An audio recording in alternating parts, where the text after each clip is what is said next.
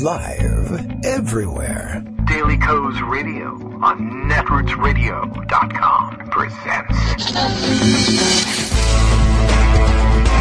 David Walton. Kagro in the Morning Show.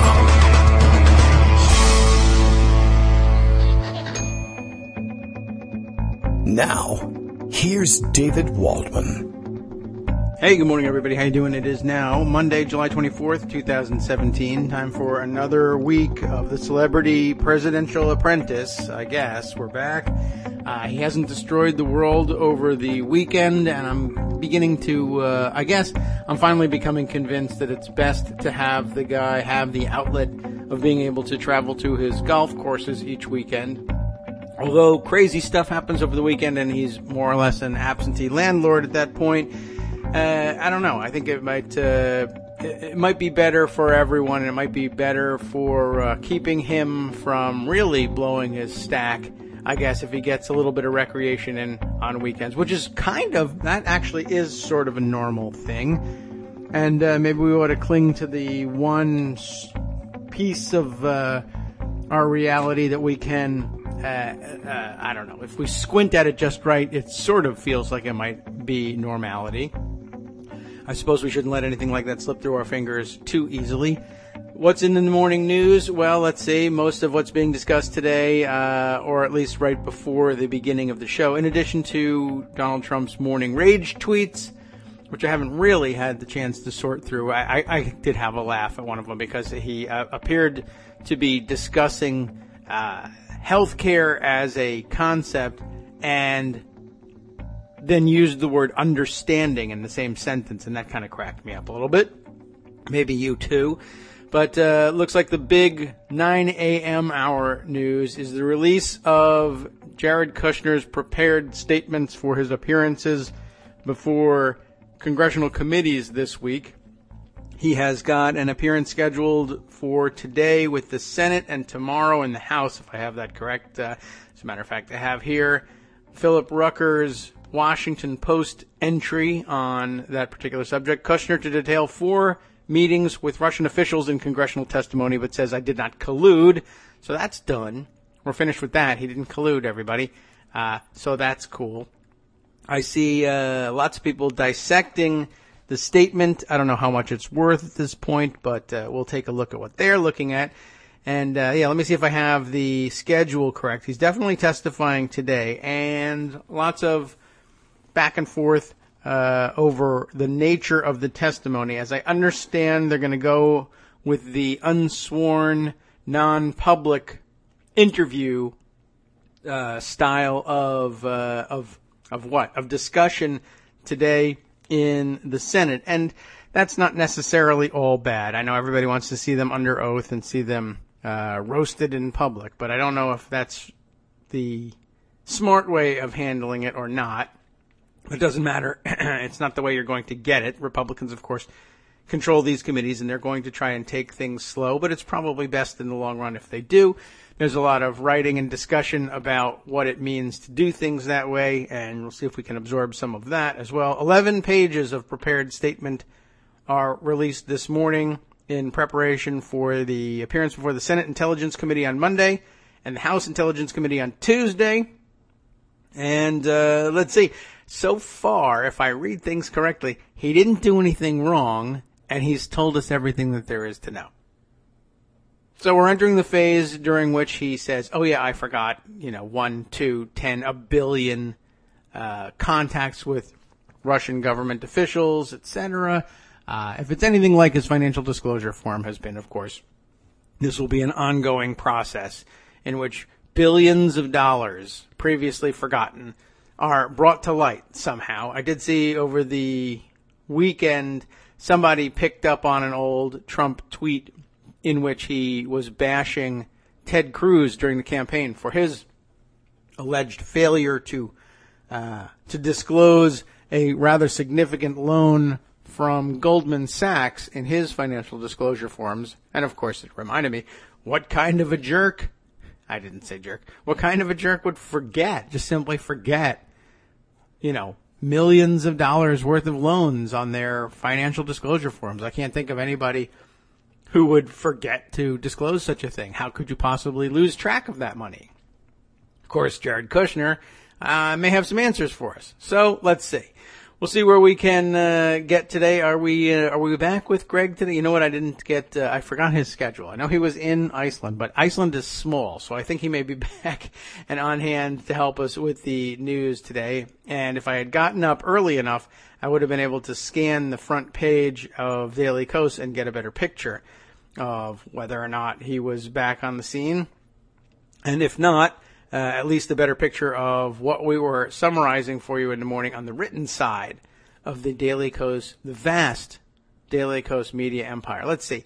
I do see particularly active this morning on dissecting the statements from Jared Kushner, his prepared statements. Garance Frank Ruta is tearing this thing apart, so I might want to check in with her, but not before thanking Bill in Portland, Maine for starting us off for the morning tweet, just in case you were wondering what you were listening to, because you missed the intro, in which the one part of the show in which we actually do let you know who's talking on this radio show. Daily Kos Radio is live now. Kagro X, that's how you can reach me on Twitter. I'm David Waldman, that's how you can reach me elsewhere.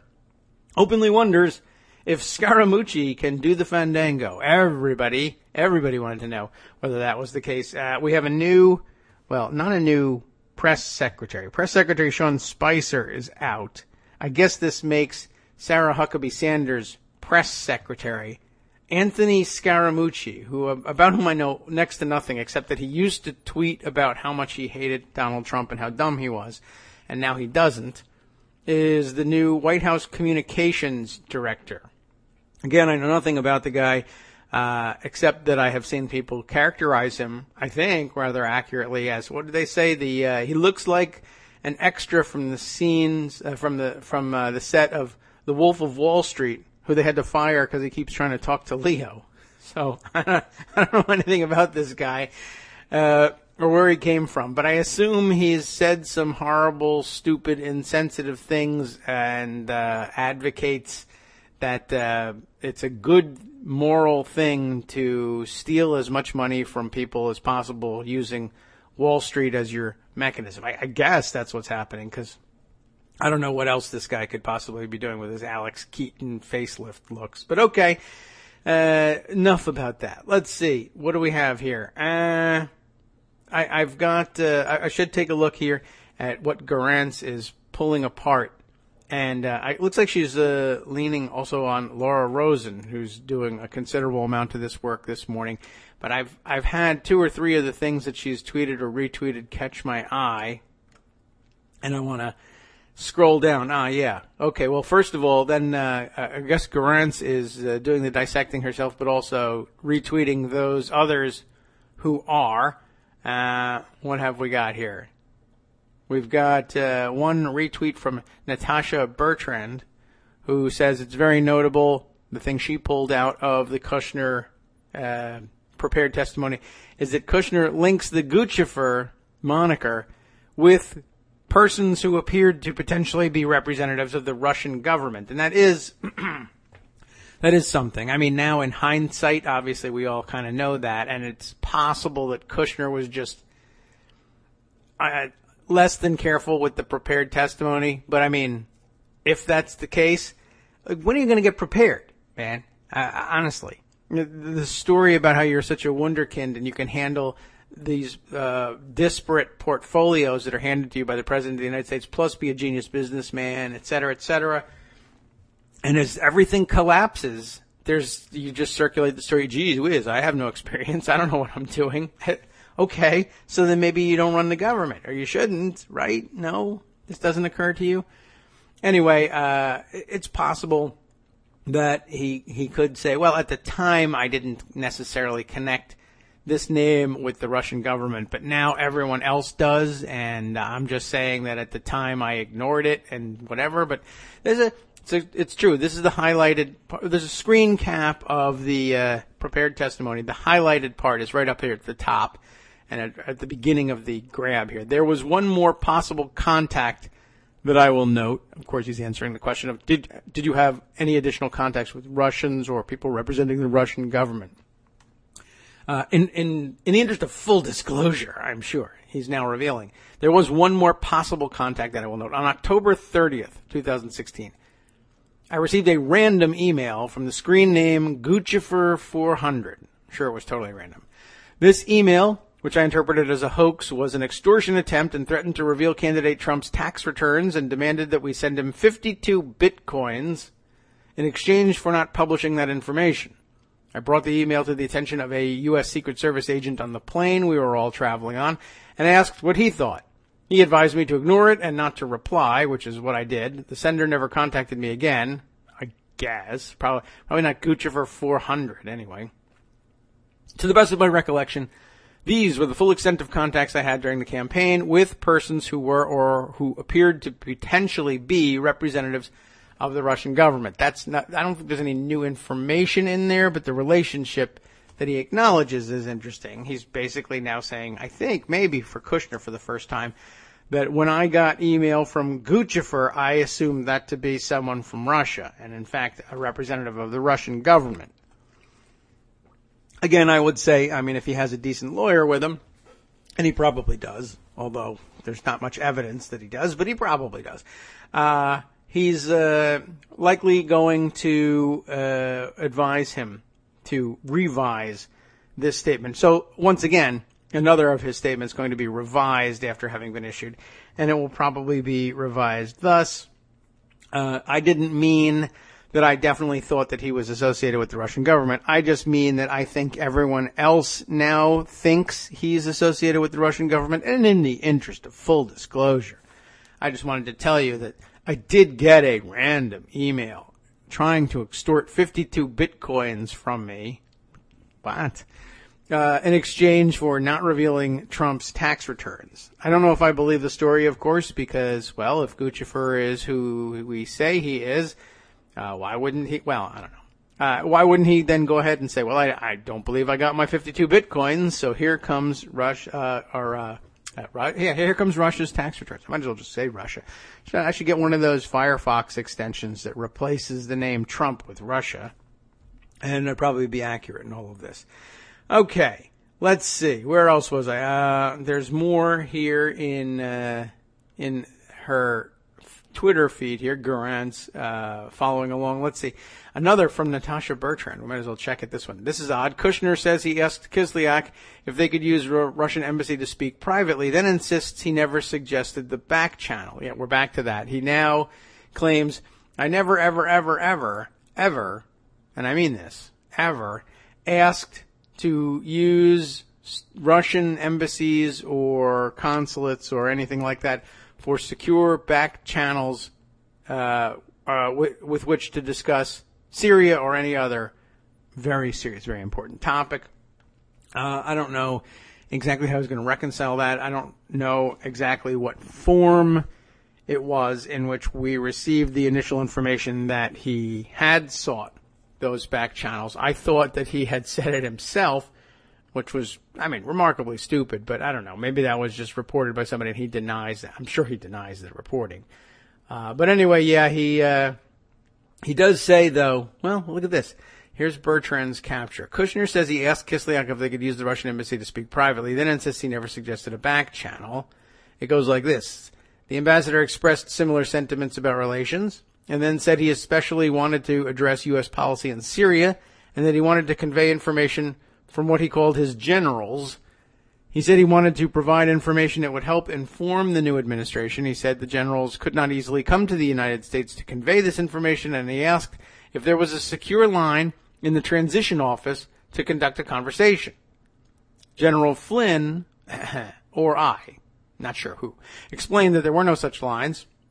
I believed developing a thoughtful approach on Syria was a very high priority, given the ongoing humanitarian crisis, and I asked if they had an existing communications channel at his embassy that we could use where they would be comfortable transmitting the information they wanted to relay to General Flynn.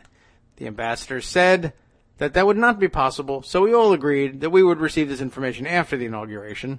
Nothing else occurred. I did not suggest a secret back channel. I did not suggest an ongoing secret form of communication for then or for when the administration took office. I did not raise the possibility of using the embassy or any other Russian facility for any purpose other than this one possible conversation in the transition period. We did not discuss sanctions. Of course not. You discussed adoptions. We all know that. Please. Sanctions. Who could possibly believe that? So that is pretty interesting. So, in other words, that also helps explain Brian Beutler's tweet about it, which I shared with you. I got right to the point and skipped over all this other preliminary stuff, which I'm only filling in now. Kushner, at moment one, I suggested communications channel to elude detection by the U.S. government, but also I did not suggest such a channel. That's right. I think that's an accurate picture of what happened here, except that it doesn't help clear anything up. I wanted to talk to you in your consulate about what was going on in Syria, but then I didn't suggest doing that. Of course you did. It just doesn't make any sense. I guess what he's trying to say here, if it makes any sense to try and help Kushner out with clarifying his statements here, is that he wasn't, he says now, asking for a continuing and ongoing dialogue to take place across some secure, unmonitored channel outside of the view of the United States, even if there even is such a thing, the United States government, or if there is such a thing as the United States government, actually. I might as well point that out as well. At the time there was, though. But rather, I just wanted to find out this one thing, this one instruction from Russian generals that I was supposed to bring to our general, who was already fingered as a spy and was the top national security aide to President-elect Trump. Where can we securely transmit information directly from Russian generals to our own master spy? That is to say, our own master spy of the Russians that we keep in our employ as a double agent. Where can we get that happening? All right. Well, I don't know. We'll have to follow along. I don't know what time actually it does. I don't think I picked up in the brief excerpt of the Washington Post piece exactly what time we're supposed to expect Jared Kushner to, I guess, arrive at the Senate and read this statement. But that may be happening in the middle of the show, so we'll keep an eye out to see whether or not any more news emerges. Let's see. Have we a few more things here? All right. Garant's retweeting another Laura Rosen tweet, which sounds like it could be a surname. Laura Rosen tweet. Well, it's not, but it could be. What does she say here? Kushner writes, Kislyak asked if they had secure lines. They did not. Well, she wrote they did not. But she probably means they did not. The correct answer is the moops, and they did not get that right. So Kushner asked if Russia did. Okay, so that's one more take on how they came to ask for the back channel. I guess that sort of helps clarify a little bit what I think Kushner was trying to get across, that he just wanted to they wanted to offer up some information. The generals couldn't travel to the United States to hand it to them in secure fashion. They didn't have a secure line at the transition office, so Kushner foolishly asked, well, could we use your secure lines? No, you can't do that. It's funny. That was beyond the pale even for the Russians. Absolutely not. That's crazy. What are you, stupid? Oh, well then, okay, fine. I'll just, hang out until after the inauguration. Wow, let's see. There's a lot more, of course, and a lot more things happening. Let's dive into Pocket to see if we can't figure these things out. But before I depart from Garantz's timeline, I see another interesting a hint at another interesting article that perhaps I want to set aside. Another real estate deal, according to Amy Siskind, tying Jared Kushner to a Russian oligarch known as the King of Diamonds. And diamonds came up at the end of last week in my internal dialogue, of course. I haven't seen anything corroborating it outside, but I did see that some of the wilder conspiracy theorists of the anti-Trump movement have been publishing stories over the weekend that insist that a line of inquiry is now open into Trump modeling agency and I guess what amounts to the trafficking allegations that we heard about so long ago from the diary at Daily Kos of Swedish Jewfish. I think that's pretty interesting. Now, those allegations that I discussed briefly, that I mentioned, having been published over the weekend, again, come from corners of the anti-Trump movement that I don't fully trust. It's not Louise Mensch, but it's from a similar space, and so I don't know if I'm really ready to pass those on as things that I think you ought to be watching, because they're going to have a real and legitimate impact on your world within the next couple of weeks. It may yet be that those develop into legitimate news stories that I feel more comfortable discussing. And I do a lot of speculating, but I do feel like some of those folks will lead you down a primrose path, I suppose. I never really was sure entirely about the usage of that idiom, but will disappoint you in the end. So I'm not ready to put those on the record yet, but perhaps we can check in on a few of the other ones. I wonder about the King of Diamonds. I mean, I do think that we'll probably discover before too long that that's just, I mean, people who are usually laundering vast amounts of stolen Russian oligarch and mobster money, I wouldn't be terribly surprised to see them begin trying to move some of that wealth in diamonds as well. That came up over the course of the last week because, of course, in my own unfounded speculation, I did wonder why or if there might actually be some actual interest among the Trumps and Trump associates who were meeting supposedly on the quote-unquote adoption issue.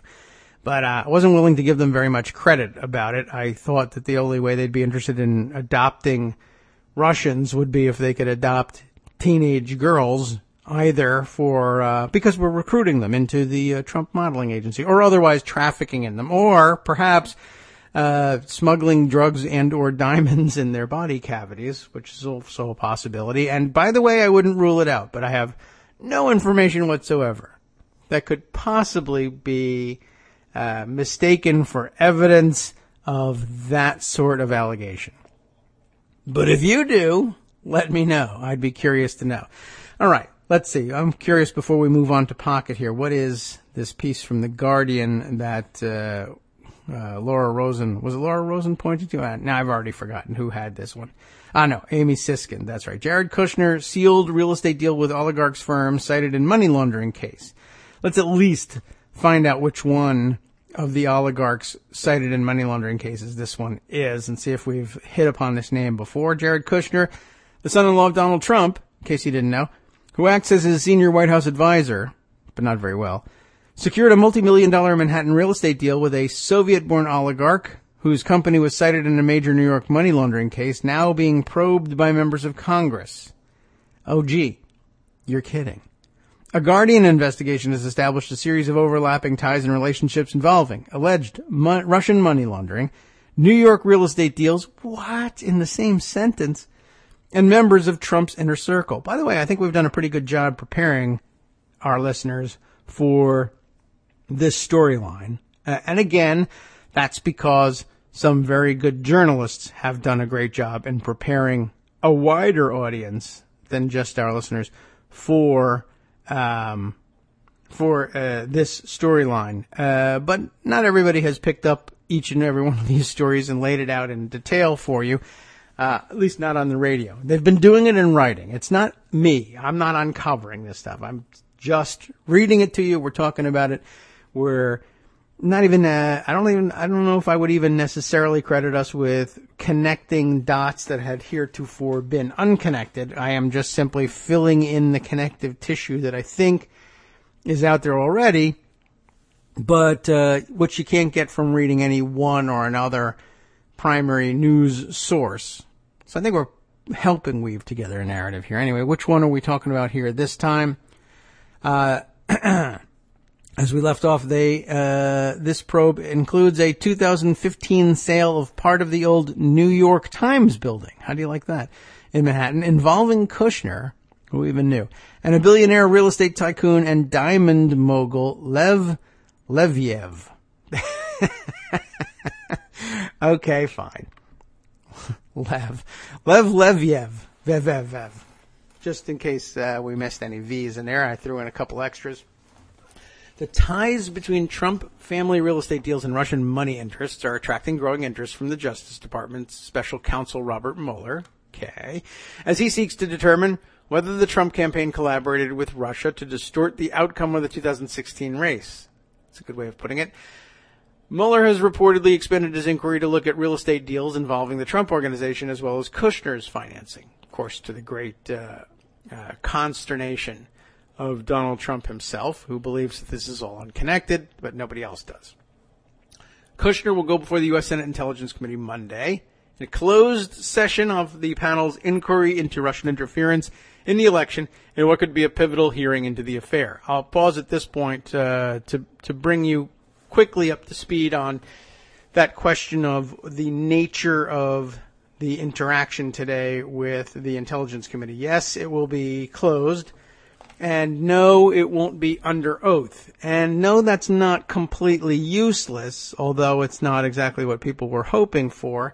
It is still a crime if you were to mislead senators or their staffers today. It would still count as perjury and as lying to Congress and misleading Congress. Although, I guess I don't know if they would necessarily bring perjury charges per se, but you can certainly you can always be hit with contempt of Congress. But people keep pointing out that at least allegedly it's somewhere in the statutes that it's plain illegal to give misleading testimony in any context, whether you've been sworn as a witness or not. But I guess it would probably take the federal perjury charges out of consideration, but that's probably the least of our problems with Kushner and the rest. Maybe the way we end up getting them, but since they're on the hook for correct answers, anyway, allegedly. And I've seen there have been some tweet storms circulating, one of which, we may try to dig one up in case you're interested. But long story short, it seems that Republicans and Democrats both claim that it won't matter much in terms of what they can do with the information, whether they're sworn or not in today's session. Anyway, back to the King of Diamonds. Leviev, a global tycoon known as the King of Diamonds, was a business partner of the Russian-owned company Prevezon Holdings. Now we have a connection that we understand. That was at the center of a multi-million-dollar lawsuit launched in New York. Okay. So, under the leadership of U.S. Attorney Preet Bharara, who was fired by Trump in March, prosecutors pursued Prevezon for allegedly attempting to use Manhattan real estate deals to launder money stolen from the Russian treasury. The scam had been uncovered by Sergei Magnitsky, an accountant who died in 2009 in a Moscow jail in suspicious circumstances. You all know about that. U.S. sanctions against Russia imposed after Magnitsky's death were a central topic of conversation at the notorious Trump Tower meeting last June. That's good. They didn't bother giving them the cover of adoption. Donald Jr. and Manafort have been called to testify before the Senate Judiciary Committee on Wednesday, at which they're certain to face questions about the Trump Tower encounter. 2 days before it was due in open court in May, the Prevezon case was settled for $6 million with no admission of guilt on the part of the defendants, but since details of the Trump Tower meeting emerged, the abrupt settlement of the Prevezon case has come under renewed scrutiny from congressional investigators. 4 Russians attended the meeting, led by Natalia Veselnitskaya, a lawyer with known Kremlin connections, who acted as legal counsel for Prevezon in the money laundering case and who called the $6 million settlement so slight that it almost seemed like an apology from the government. Yikes. 16 Democratic members of the House Judiciary Committee have now written to the Justice Department in light of the Trump Tower meeting, demanding to know whether there was any interference behind the decision to avoid trial. Constitutional experts are also demanding an official inquiry. We need a full accounting by Trump's Justice Department of the unexplained and frankly outrageous settlement that is likely to be just the tip of a vast financial iceberg, said Lawrence Tribe, Harvard University professor of constitutional law.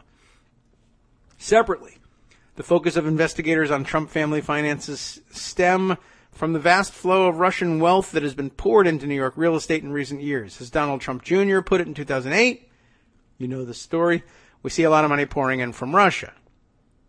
There you go.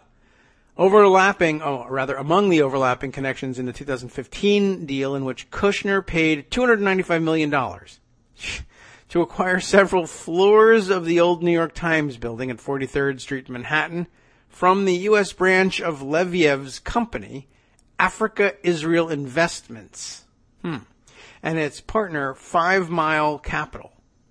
The sale has been identified as of possible interest to the Mueller investigation, as Kushner later went on to borrow $285 million in refinancing from Deutsche Bank. Remember, the only people who would still, for a while, loan to Donald Trump. The German financial house that itself has been embroiled in Russian money laundering scandals and whose loans to Trump are coming under intensifying scrutiny. Court documents and company records show that AFI was cited in the Prevezon case as a business partner of the defendants. This does get weird. In 2008, Prevezon entered a partnership with AFI in which Prevezon bought for 3 million euros a 30% stake in 4 AFI subsidiaries in the Netherlands.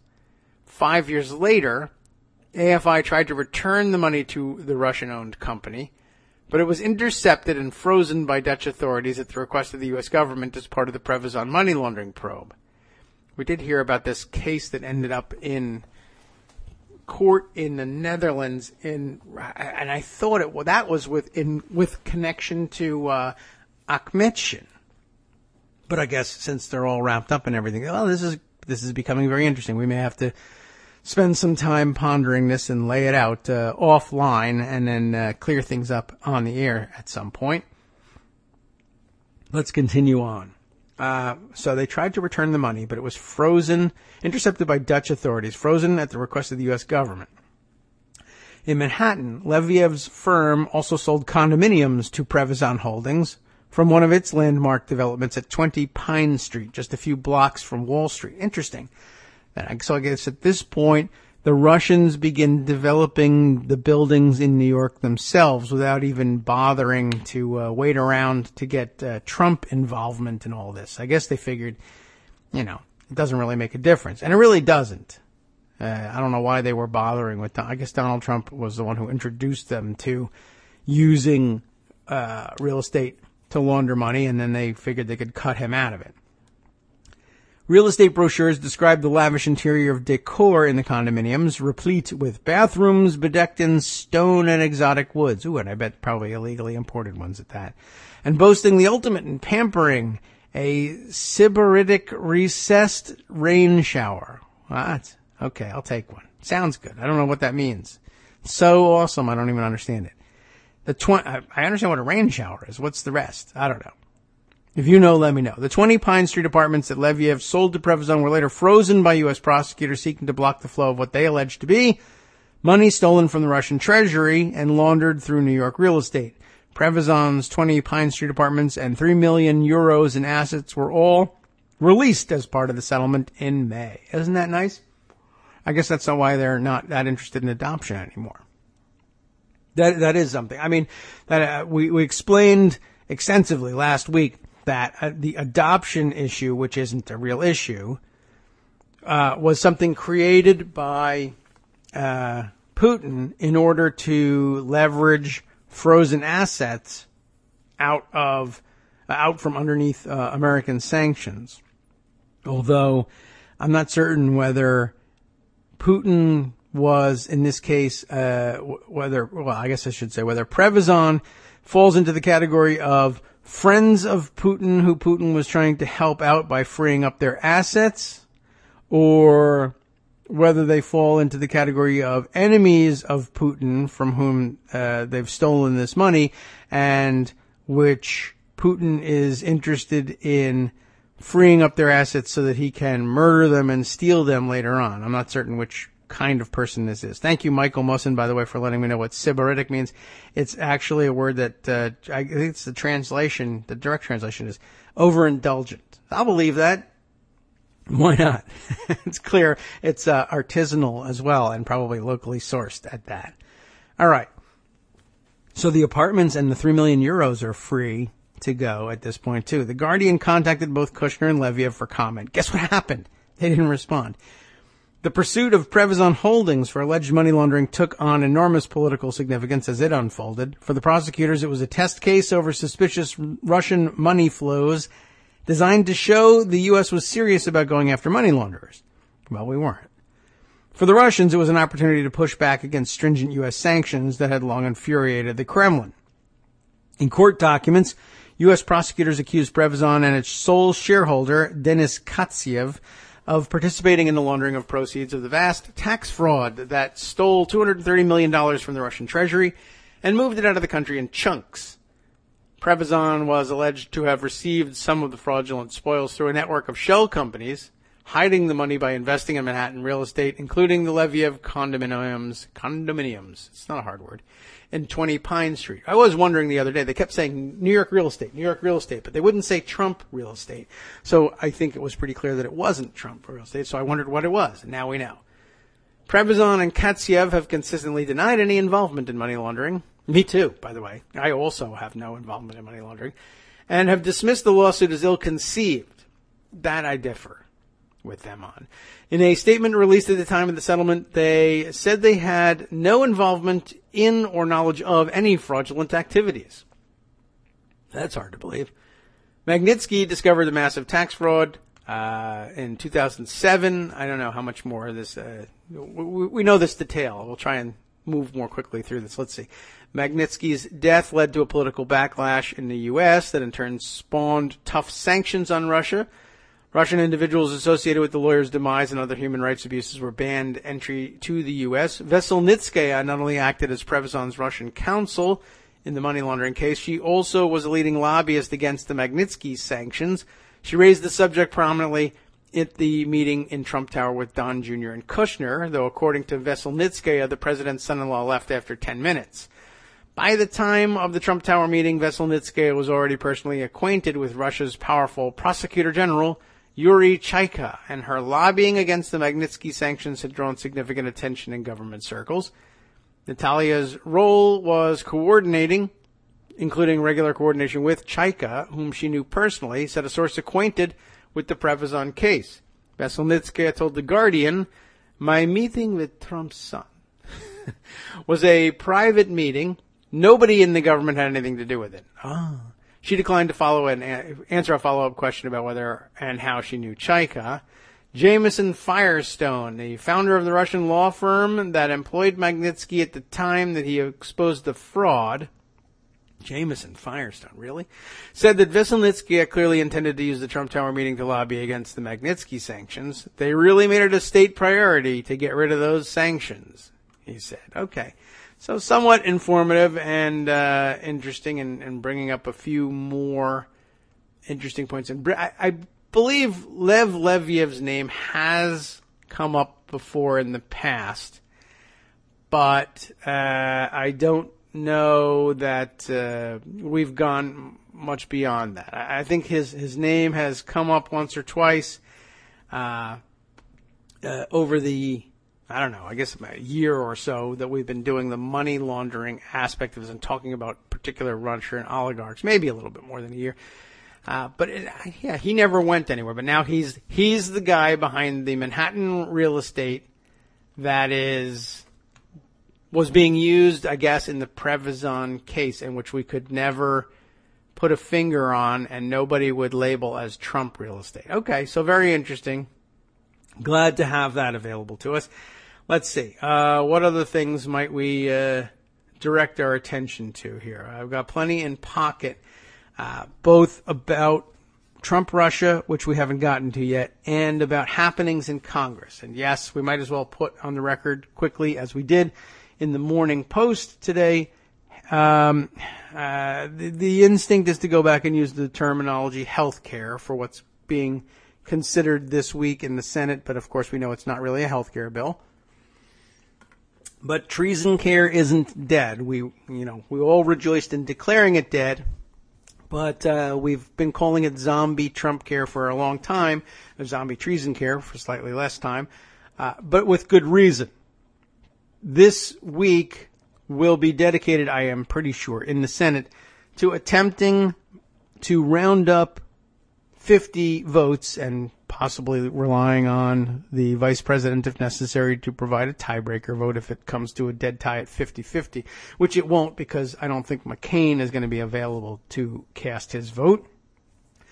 But essentially, McConnell's going to be spending his time doing whatever he can to convince a majority to go along with a motion to proceed to a bill that they don't even know which, they not only don't know which version, they literally have no idea what in the hell could possibly be in this thing. Can we all have a vote on a motion to proceed to this mystery object? Maybe, maybe not. I mean, it's a terrible abuse of his conference, but this may be the last gasp for McConnell's leadership, and he may be able to get it out of them to say, look, let's at least hang together as a conference long enough to say, let's begin debate. And I assume this is the most persuasive argument going outside of individual bribes that we likely won't get wind of for some time, if we ever get wind of them. But this is the most persuasive non-bribery argument. And by bribery, of course, I don't mean it in the full-blown sense of I will give you personally $1 million in unmarked bills for you to stash under your mattress or in your freezer or wherever clever people put their bribe money these days. But rather legislative bribes, earmarks for pet projects, kickbacks of sorts for your states, etc., which, have more, for whatever reason we believe it, legitimacy, a little more legitimate rooting in legislative history. Anyway, the money's not going directly into your pocket yet that we know of. The money at least has to pass through state coffers or the coffers of some pet project or another. And that's considered within bounds in our current system. Whether that ought to be the case or not, a subject for, I was going to say another day, but it's really a subject for every day. We allude to it every time. Anyway, so the question is, will McConnell be able to put together enough votes to get to a motion to proceed? And my thinking is that he'll be prevailing on Republicans, all of them, just to hang together as a conference long enough to say, well, we're going to make a stab at this. Why wouldn't you vote for a motion to proceed so that we can get this thing on the floor and we can start trying to make a deal to see what will it take to get you to yes? And it's very hard, I am sure, for members of the Republican conference to find a way to logically refuse to try to cut a deal. Why wouldn't you at least say, yes, I will listen to what you have to say in case you're able to come up with something that can get me to yes? Now, Susan Collins may or may not really legitimately be committed to a no at this point, both on the motion to proceed and the bill. But I'm sure that he is prevailing on her or others, like maybe that he's leaving her aside as no longer gettable. But I am sure that he is approaching other Republican senators and saying, I don't understand the motivation of a person who says, no, I won't even listen to proposals designed to get me to agree. So I have a feeling that he'll be able to get people, as nonsensical as it is, to get 50 plus people to agree to begin debate on something that they don't even know what it is. He'll be able to sell them on, look, you can always vote no in the end. But I don't know if that's really going to make a difference. But McConnell is likely to pull all sorts of tricks.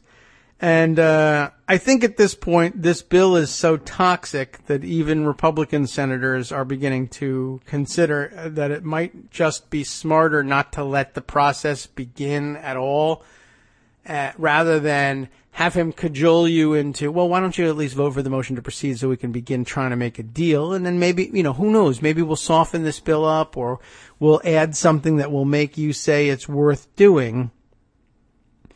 But then again, it should also be remembered, and I'm sure many senators are already considering it, that just as easily he could then at the last minute say, yeah, well, remember that thing I promised you? Well, I'm not promising you that now. I held that out as a possibility to get you to vote for the motion to proceed, but now that we're proceeding, this is a reconciliation bill, sort of, still. We'll get to more about that in a minute. So I only need that bare majority to get the thing passed, and now I will prevail upon you as a Republican not to stand in the way of our being this close to something that we can label for dummies as a success, even though it's a disaster and it's Swiss cheese thanks to the bird rule, and it's not doing any of the things we promised it would do, nor does it do any of the things that President Trump promised he was going to do. But who cares? Chris Cillizza will report it as a win because it passed, don't you see? And that's what we really need. And why couldn't we get your agreement on that? And, well, it's very difficult to imagine this craven bunch of idiots not falling for that. So, your best protection, if you're worried about falling for it and you think it might happen, your best protection is still a no on the motion to proceed. That's really the best protection anyone can get out of this thing, and I recommend it to everyone. But it is extraordinary, an extraordinary thing to stand in opposition to your party on procedure so openly and on such a high-profile issue. So I'm a little worried about the prospects. Okay, let's see. What else do we need to add to the record? There are a few other things. Shall we finish up on Trump-Russia in hour one and then go over to healthcare more extensively in hour two? It sounds like a plan. It sounds unusually like a plan for this show. We'll see how well we can stick to it. There are a few other things here. You remember on Trump-Russia, you remember Susan Simpson and her tweet storms that we found so interesting in weeks and months past? She's the blogger behind, remember, this may ring a bell for you, The View from LL2, the lower level 2 of the library blog. And I thought, had some really interesting insights into weaving together parts of the Trump-Russia narrative. She has this interesting, smallish point to make here. We'll see if it grew into anything bigger overnight. After the G20 dinner, we're back to the G20 dinner. After the G20 dinner, Trump and Putin had a private conversation. We now know about that one. Trump told the New York Times that they, quote, talked about Russian adoptions, which immediately you say, oh, my God, they didn't talk about Russian adoptions. What they really mean is sanctions. We all understand that now. But there's an interesting side point to this. And she, as proof of this particular point, we don't really need the proof of it. We know that he said they talked about adoptions. The proof comes from the actual transcript, not the faked up transcript, which I enjoyed so much yesterday, of the New York Times interview, the latest New York Times interview in the Oval Office with Trump, which he was pretty sure he had successfully closed the books on all of this stuff, but instead, oh my goodness, he's mistaken. He's made it far, far worse for himself. But yes, he tells Maggie Haberman that they talked about adoption. By the way, apparently, yes, they've finally settled on the story of the Japanese First Lady's abilities in English have finally come to rest on she speaks English just fine. She just told Donald Trump that she didn't speak any English so that she wouldn't have to talk to him because he's, well, probably, we don't know this part, because he's a disgusting pig. I mean, you and I, we know he's a disgusting pig. I don't think it's on the record that she says, yeah, he's a disgusting pig, so I didn't want to talk to him. I didn't want to talk to him. There could be many reasons for not wanting to talk to Donald Trump. Anyway, he's in the middle of telling that story in this excerpt. She was sitting next to Putin and somebody else, and that's the way it is. So the meal was going, And toward dessert, I went down just to say hello to Melania, because I'm married to Melania. That's the point. He didn't bother to mention that, but that helps clear things up, I think. And while I was there, I said hello to Putin. Really, pleasantries, more than anything else. It was not a long conversation, but it was, could be 15 minutes. We just talked about things. we just talked about, in his brain, my guilt, collusion, stealing the election, things. Actually, it was very interesting. We talked about adoption. Haberman says, you did? We talked about Russian adoption. Yeah, I always found that interesting because, he ended that years ago. And I actually talked about Russian adoptions with him, which is interesting. The third time he said interesting it is. Because it was part of the conversation that Don Jr. Had in that meeting. And as I've said, most other people, when they call up and it just cuts off there. Because she begins to notice, yeah, he's blabbing an awful lot about Russian adoptions, about which he said nothing ever. And that was the point. It's funny how these things happen. That is, everybody begins talking about, well, we heard that they were talking about Russian adoptions, and yes, within hours we all figure out, okay, that's code for sanctions, yada, yada. And then we see this Trump interview in the Oval Office with the New York Times, and he invokes the adoptions things, and it's already in our head. Inception. It's too late, right? And so we begin to conflate these things and say, sure, they were talking, that's the cover story they're going with. Of course he's saying they talked about adoptions. But it occurs to Susan Simpson quite correctly. Wait a minute. The G20 dinner happens before we all find out that Don Jr., A, had the meeting, and B, pretends the meeting was about adoption. So what's going on here? The next day, Susan points out, in response to a story that the New York Times was about to break on Don Jr.'s meeting with the Russian lawyer, it hasn't happened yet. Don Jr. gives a statement. Remember, he's dealing with this preemptively. In his statement, Donald Trump Jr. said, it was a short introductory meeting, talking about his meeting in Trump Tower back in 2016. I asked Jared and Paul to stop by. We primarily discussed a program about the adoption of Russian children that was active and popular with American families years ago, since ended by the Russian government. But it was not a campaign issue at the time, and there was no follow-up. Remember all of that. It turns out, Susan writes, that Don Jr.'s statement about what they were talking about was written and approved by Dad, by Trump, on board Air Force One while flying back from the G20 meeting. And we knew that, too. That was also part of the record. But wait, there's more. She includes her proof, the screen grab from the reporting that says the original statement drafted aboard Air Force One by advisors and then approved by Mr. Trump said only that the Russian lawyer had discussed adoption policy during the meeting without mentioning that meeting had been offered as a chance to provide information about Mrs. Clinton's dealings with Russia. Only after the Times followed up in preparation for another article did the younger Mr. Trump issue a second statement acknowledging that. So it is, again, worth reiterating. Yeah, Don Jr.'s statement about what I did at this meeting actually was written by his father aboard Air Force One. That's weird enough. But there's more. Susan writes, so Trump engineered a private meeting with Putin to discuss, quote, Russian adoption. A topic which no one was talking about on that date at all. Good point. And then, the very next day, while flying home, Trump finds out that this story is going to break and drafts a statement for his son. And guess what the explanation is for his meeting with the Russian lawyer? Adoption. Don Jr. claimed that the meeting had been about Russian adoptions, although we know now that the meeting was set up to discuss dirt on Clinton. How did they get to this stupid explanation of Russian adoptions? Because it all came from the same source. Donald Trump himself. What I talked to Putin about? Russian adoptions. What did Don talk to Veselnitsky about? Russian adoptions. What? That doesn't sound like a coincidence, Susan writes. That sounds like making sure you and an accomplice are on the same page when it comes to your cover story. Trump knew the New York Times story was in the pipeline when he got Putin alone for a chat that no other American would hear. The Don Jr. meeting was on his mind because he had been tipped to the fact that the Times was going to run it. And guess what he does? He concocts a cover story for both of them.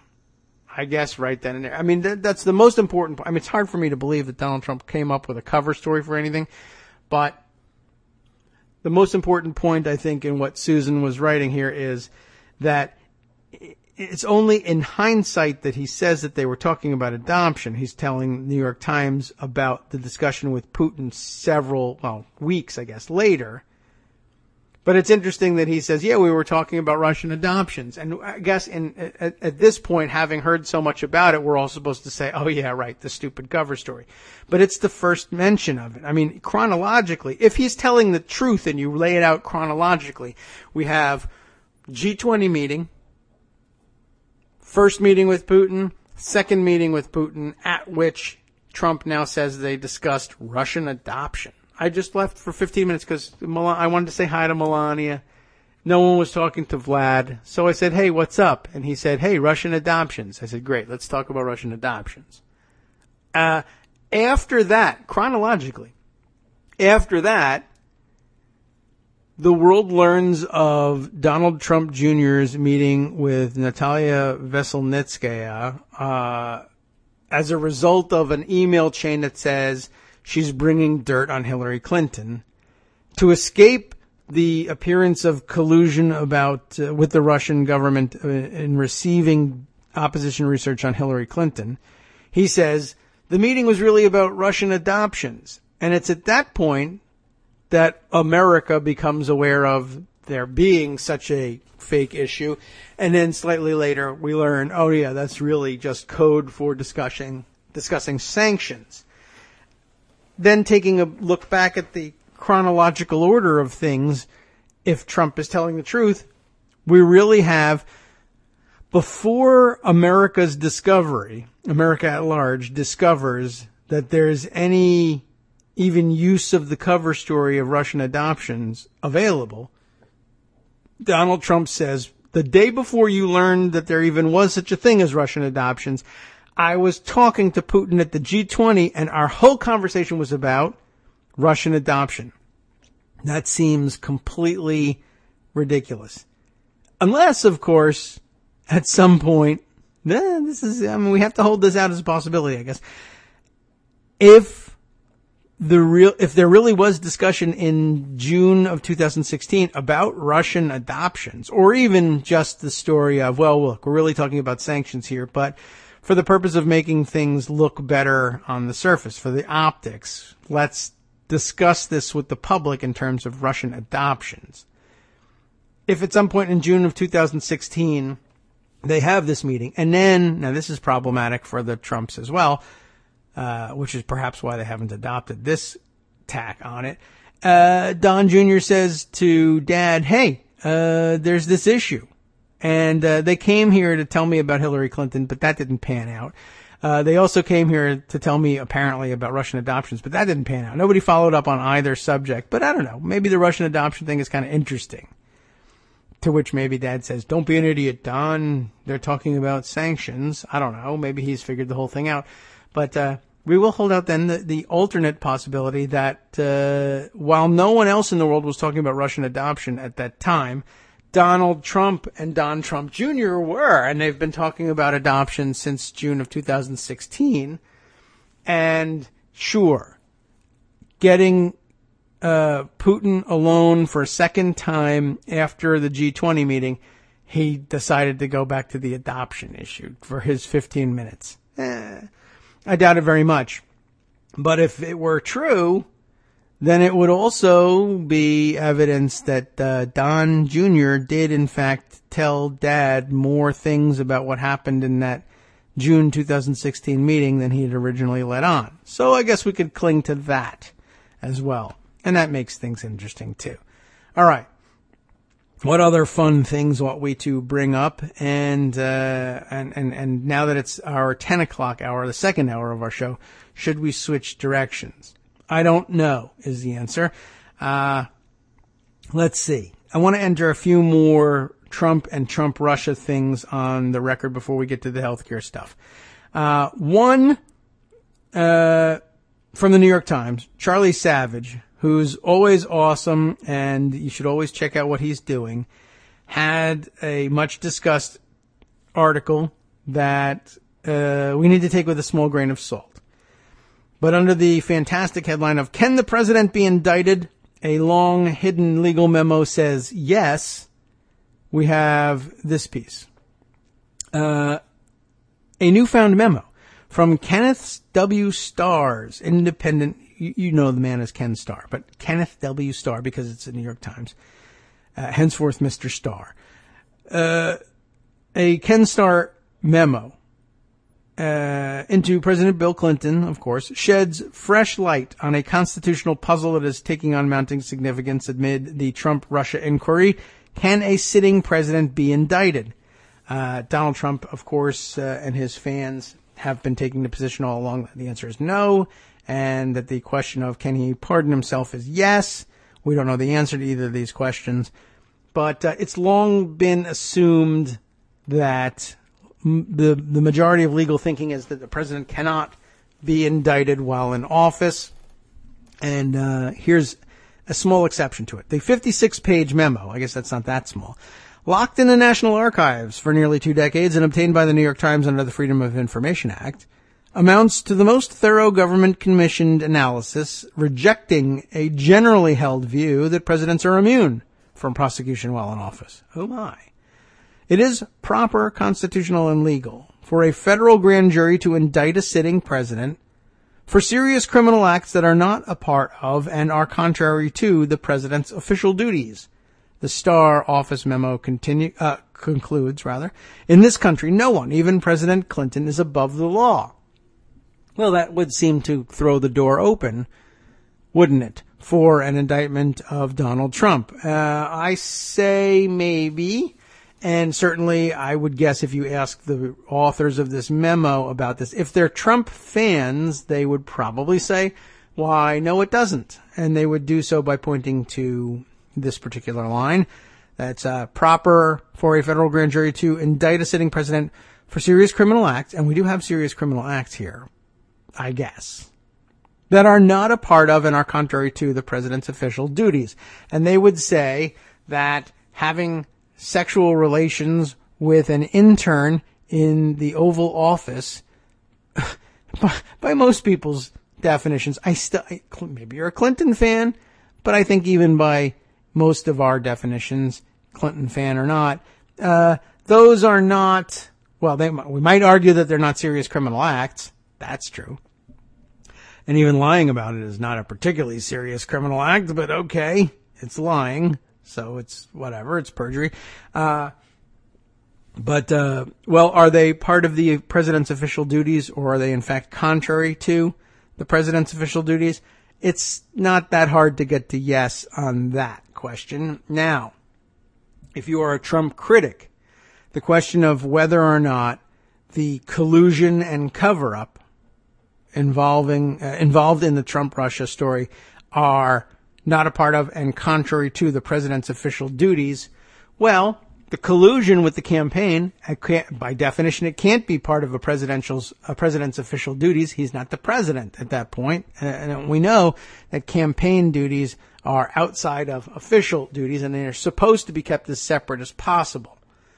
The question, though, still hinges on whether or not they are contrary to the president's official duties. Trump critics, of course, say, sure, of course, treason is contrary to the president's official duties. But there is this problem. Trump fans will say, look, you're back to criminalizing politics again here. The president has the right to make a policy priority of rapprochement with Russia, even if that means collusion. One person's collusion is another's close cooperation with a former foe. And they have a legitimate gray area to exploit there. And I am sure that if it came to it, they would absolutely exploit it and say, well, it's true that activities during the campaign can't possibly be part of the president's official duties. Look, it was long a platform point for then candidate Trump to say quite candidly, quite honestly, believe it or not, that he had every intention of forging closer relationships with Russia. And yes, he was intent on bringing the relations with Russia to a point which Trump critics and Russia critics would be extraordinarily uncomfortable with, and would even go so far as to try to label as treason. But it's well within a president's prerogative to do that. He wants to change the historical view Americans have taken of Russia, and bring it up to date. He could be wrong, but it is within the president's prerogatives to do that. That's actually a pretty serious and workable gray area that they might try to hold out as distinguishing the Clinton scenario from the Trump scenario. And I have a feeling that between that and what Charlie acknowledges is the generally held view that presidents are immune from prosecution while in office, I think it likely spells doom for indictment of the president while still sitting in office. I think that we might as well put that out there. So, at the very least, that's the grain of salt with which you need to be prepared to approach the issue. I don't necessarily recommend that we argue it, because why help them? But they'll come up with it on their own, and then we'll see it coming, and maybe you can think of a way to rebut it before it happens. Maybe you have better legal reasoning abilities among the rest of you than I've been able to put together here at 10 a.m. on a Monday morning. So where were we here? Shall we comb through the rest of it and see what else we can come up with out of this thing before moving on to other bits? Let's take a little longer on this. Mr. Starr assigned Ronald Rotunda, a prominent conservative professor of constitutional law and ethics, whom Mr. Starr hired as a consultant on his legal team, to write the memo in spring of 1998 after deputies advised him that they had gathered enough evidence to ask a grand jury to indict Mr. Clinton, the memo shows. So good, we have authorship here. Other prosecutors working for Mr. Starr developed a draft indictment of Mr. Clinton, which the Times has also requested be made public. The National Archives has not processed that file to determine whether it is exempt from disclosure under grand jury secrecy rules. In 1974, the Watergate special counsel, Leon Jaworski, had also received a memo from his staff saying he could indict the president. In that instance, Richard Nixon, while he was in office, and later made that case in a court brief. Those documents, however, explore the topic significantly less extensively than the Starr office memo. In the end, both Mr. Jaworski and Mr. Starr let congressional impeachment proceedings play out and did not try to indict the presidents while they remained in office. Mr. Starr, who had decided he could indict Mr. Clinton, said in a recent interview that he had concluded the more prudent and appropriate course was simply referring the matter to Congress for potential impeachment.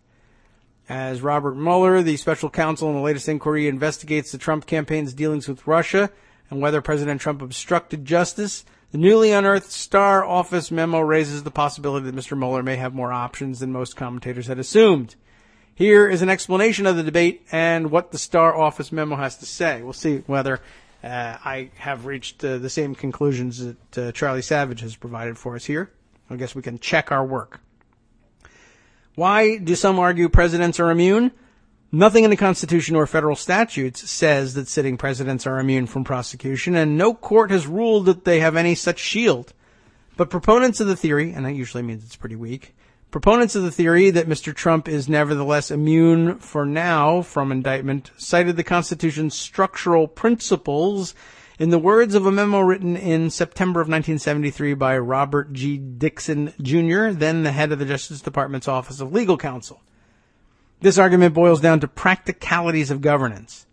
The stigma of being indicted and the burden of a trial would unduly interfere with the president's ability to carry out his own duties, preventing the executive branch from accomplishing its constitutional functions in a way that cannot be justified by an overriding need, Mr. Dixon wrote.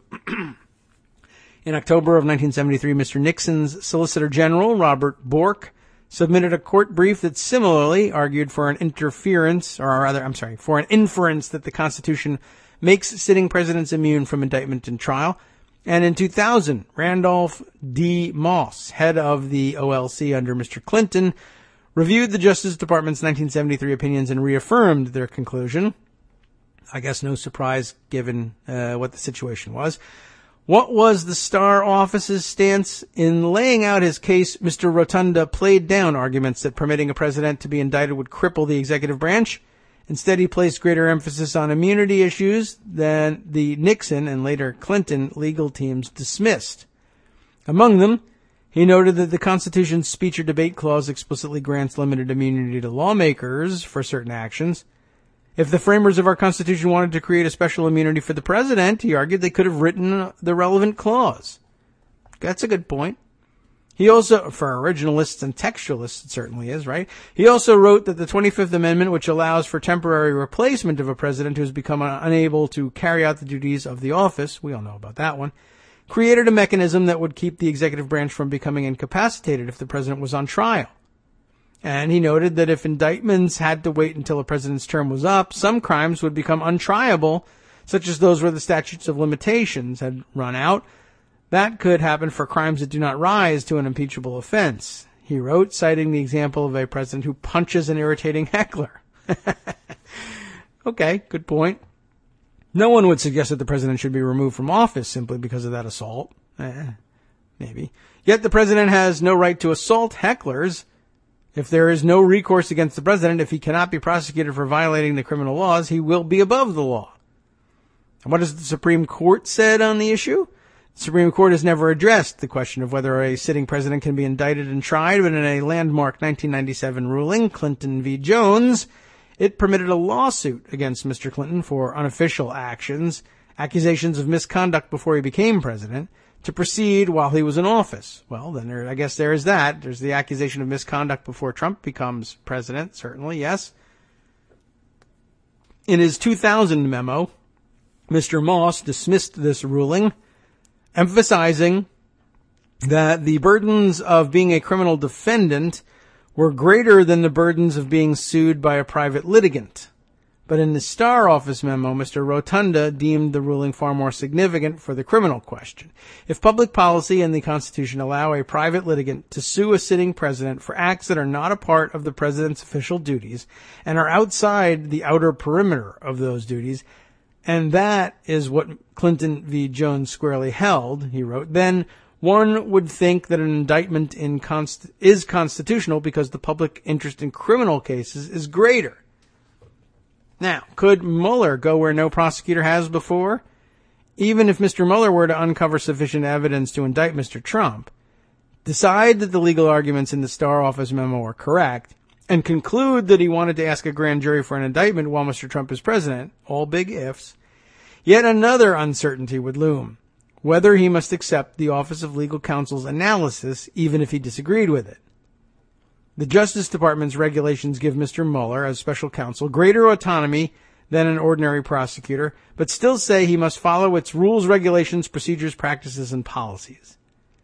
They also permit Deputy Attorney General Rod J. Rosenstein to overrule Mr. Mueller if he tries to take a step that Mr. Rosenstein deems contrary to such practices.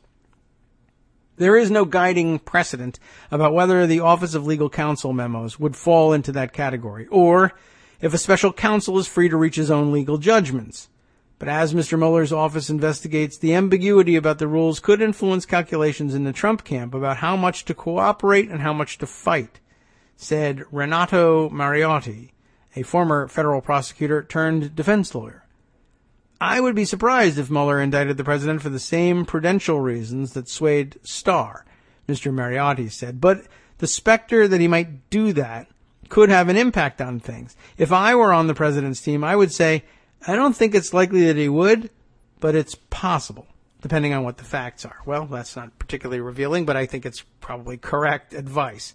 Very interesting and not really very clarifying, but it does help to know what the issues are so that you can argue with people about it at parties while you're there over the next weekend. We are as far from the next weekend as we can be in the week without being tied up in the previous weekend. Of course, it's just Monday, but I thought I'd put it on record. It's a good article and well researched, and thank you, by the way, Charlie, for doing all that FOIA work. That's just good reporting. We can't do what we do here unless people like him do what they do there. Does that make any sense? I think I said that correctly. That's not to say that you shouldn't take money that you might otherwise say, you fabulous people at the New York Times, I should give you money above and beyond my subscription price, and redirect it instead toward, I don't know, let's say the Kagro in the Morning Show via Patreon, patreon.com/KagroX.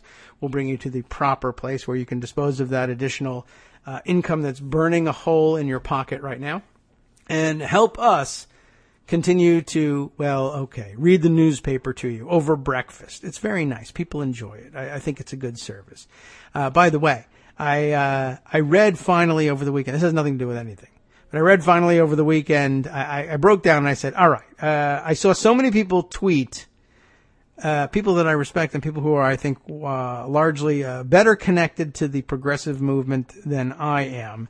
I saw so many respected progressives tweeting this weekend, hey, I have to confess I don't know what Chapo Trap House is. I said, all right, now I too can admit that I don't know what Chapo Trap House is. I knew it was a podcast, and I knew that it's been something that people have been talking about for months now, and that it's connected to something that they call the dirtbag left, which is an intriguing label, to be sure.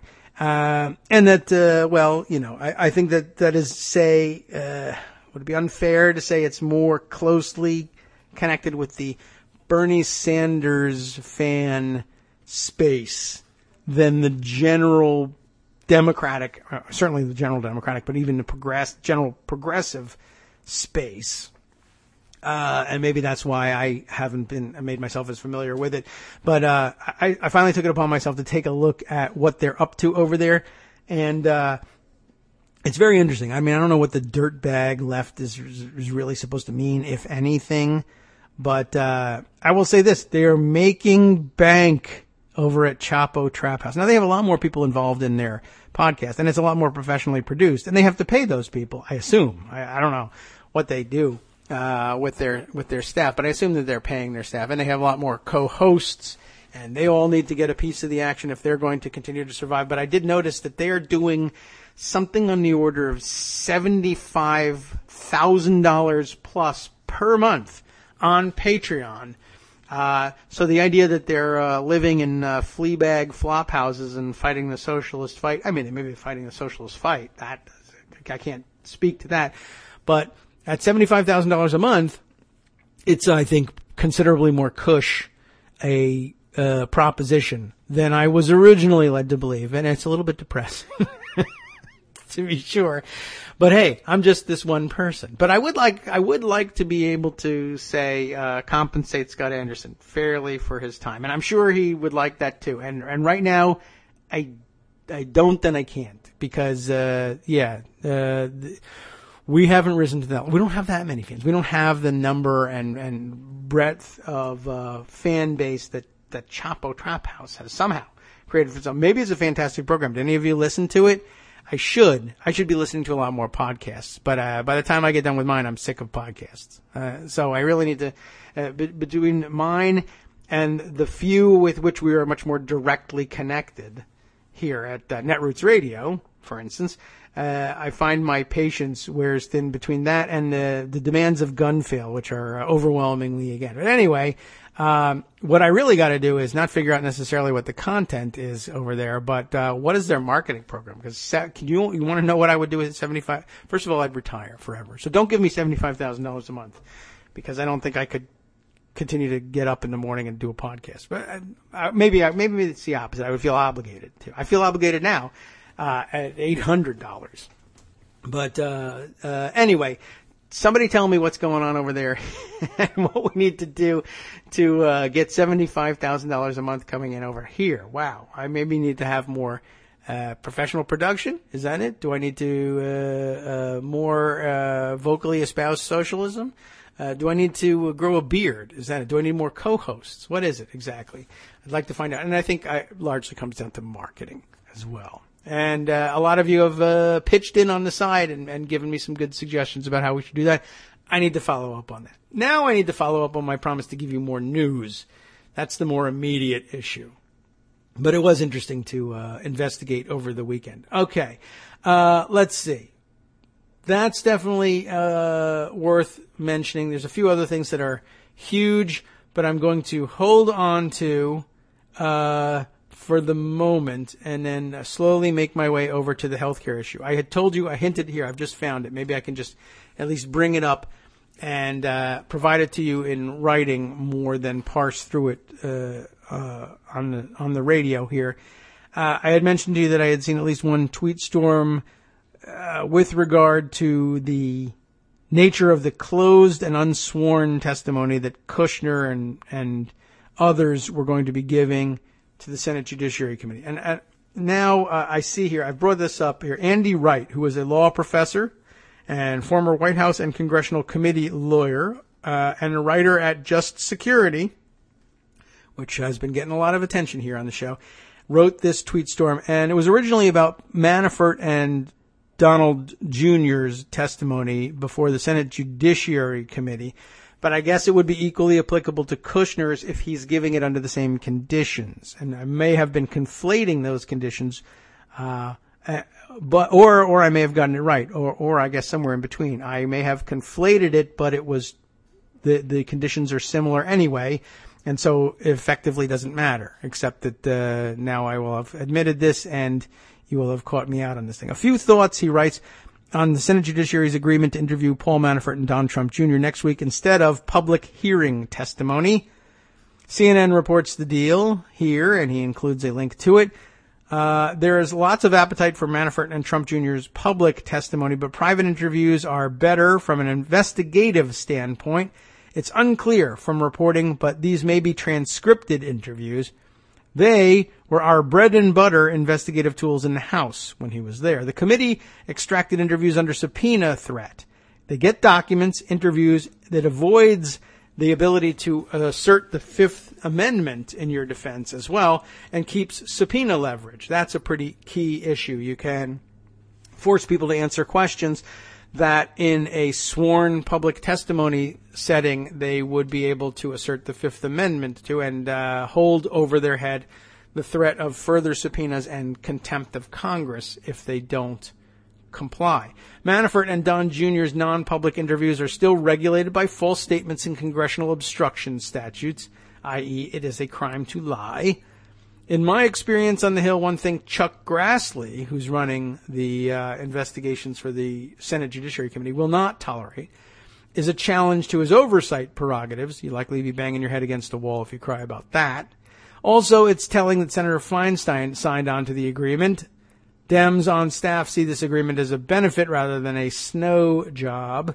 Senate Judiciary can and will still have public hearings later on, but it will be informed by the information due to the Manafort and Trump Jr. agreement. This creates a perjury trap exposure for the two of them vis-a-vis the Mueller Senate and House intelligence investigations and future hearings. A transcribed interview is much better format for obtaining information in a hearing. No member grandstanding, no 5-minute rounds, etc., etc.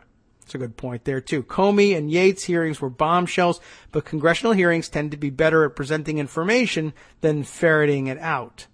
In all, Senate Judiciary has a good deal on Manafort and Jr.'s, and they trade time for info and voluntariness without sacrificing legal power or the next moves. Interesting. So now you have that on the record and available. It's going to make much more sense if you can parse through it reading on your own in terms of being able to deploy that in discussions later on. Let's catch up on a few comments that have come in the last minute or two. Let's see. Michael Musson, an hour ago, we missed this one already. Kushner will probably maintain that he didn't collide with Russia, or do you mean collude? He's only colluding directly with Putin. Oh, I see. Okay, you meant collude. He didn't collude with Russia. I was just colluding with Putin, the private guy. Well, that's possible. He may even actually believe that, too. Kate Sherrill saying Kushner's opening statement, with regard to the opening statement, Kushner just threw Donald Trump Jr. under the bus bigly, and with a linked item in the Washington Post. Let's open that one up and hold on to it for a second because she had a second comment about Chapo Trap House. Dirtbag left takes aim at Clinton supporters.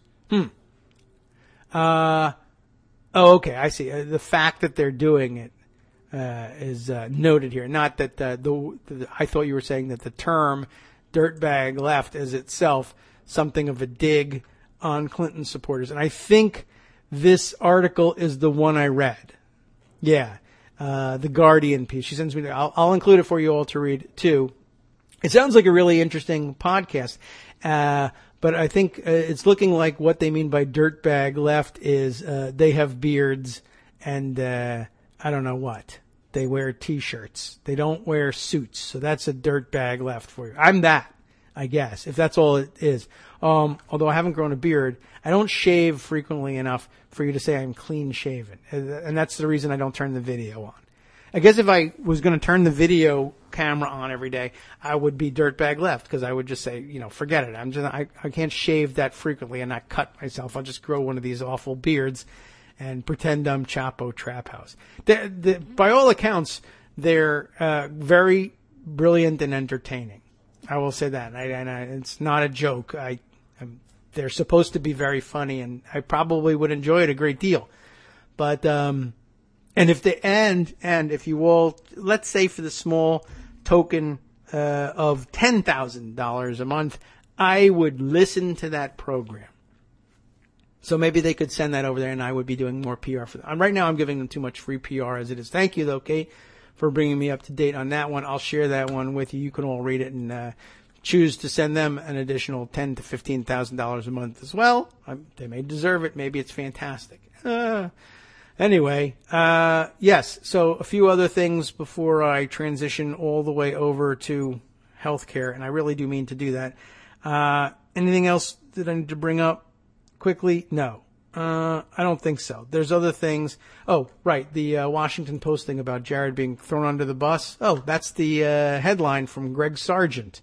So he may just be guessing unless it's Dateline 943. Did this hearing start already? Jared Kushner just threw Donald Trump Jr. under the bus bigly. The Morning Plum says Kushner is set to testify before Senate Intel. What's striking about his extensive opening statement is the degree to which it seeks to insulate Kushner himself from any culpability. Blah, blah, blah. But let's see. And then I guess what's the part about throwing Donald Trump Jr. under the bus? Statement takes exceptional care not to separate him with scalpel-like precision from the now notorious meeting that Trump Jr. arranged with the Russian lawyer. Here is what Kushner said about it with some special emphasis from Greg here. In June of 2016, my brother-in-law, Donald Trump Jr., asked if I was free to stop by this meeting at 3 p.m. on June 9th. The campaign was headquartered in the same building as his office in Trump Tower. It was common for each of us to swing by the other's meetings when requested. He eventually sent me, this is the emphasis here, he eventually sent me his own email changing the time of the meeting to 4 p.m. That email was on top of a long back and forth that I did not read at the time. As I did with most emails when I was working remotely, I quickly reviewed it on my iPhone, blah, blah, blah. So basically he said he didn't read the whole thing. But I guess this is also going to mean that he's accusing Trump Jr. Of not disclosing this other memo, even after saying, full disclosure, here's all the emails. Let's see, blah, blah, blah. He says he arrived a little bit late. When I got there, the person who has since been identified as a Russian attorney was talking about the issue of a ban on U.S. adoptions on Russian children. We all know what that's really about. No part of the meeting I attended included anything about the campaign, and I have no knowledge of any documents being offered or accepted. Yeah, all right. Well, without getting entirely into this thing, and maybe I guess if I read all the way through, I would have a better idea of why he thinks it's so egregiously throws Don under the bus. I mean, it's clear that he is doing it, but I don't know, not quite bombshell throwing under the bus. But if you're throwing the president's son under the bus, that's a bombshell all by itself. Except that he's his son-in-law, and I can't decide which one is more explosive underneath a bus. Anyway, now 10:30, I must absolutely switch directions. The healthcare bill.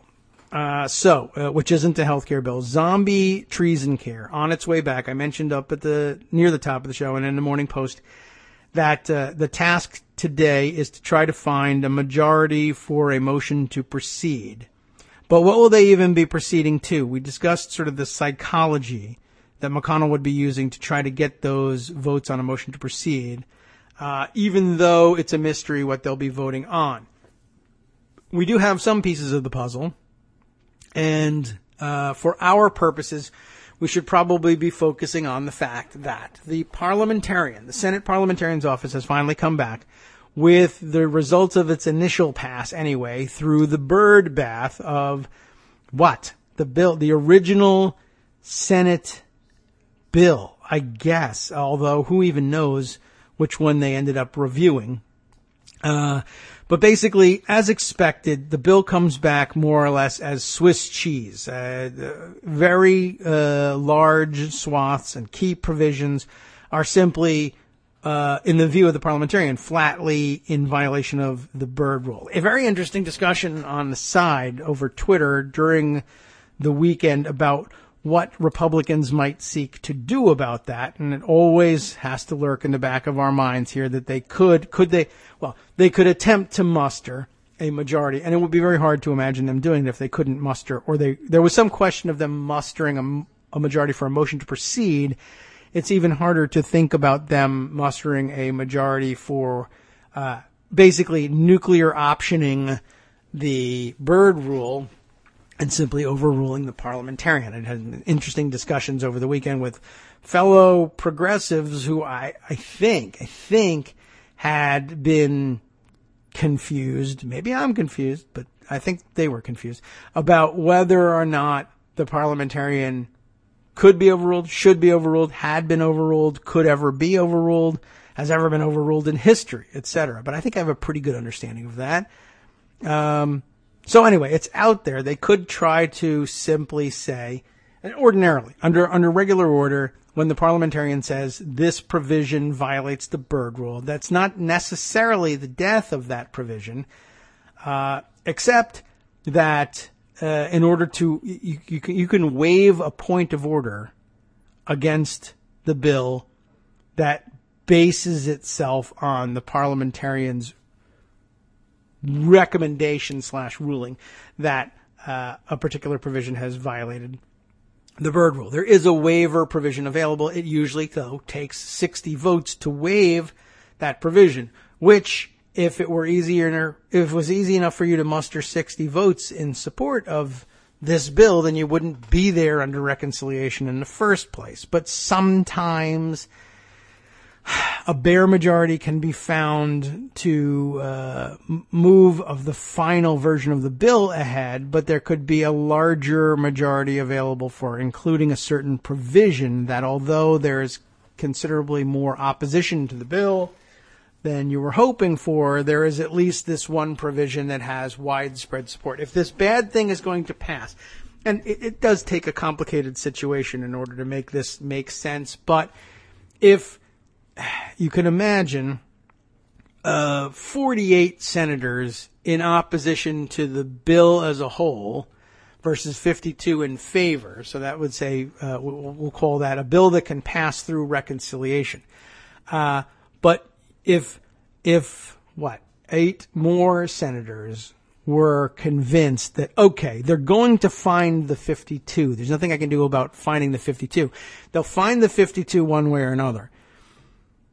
The 52 will either vote to approve this terrible bill of which I disapprove with a provision I actually kind of think is a good idea, or maybe I think even mitigates the badness, but not enough for me to vote for the bill entirely, or without that provision.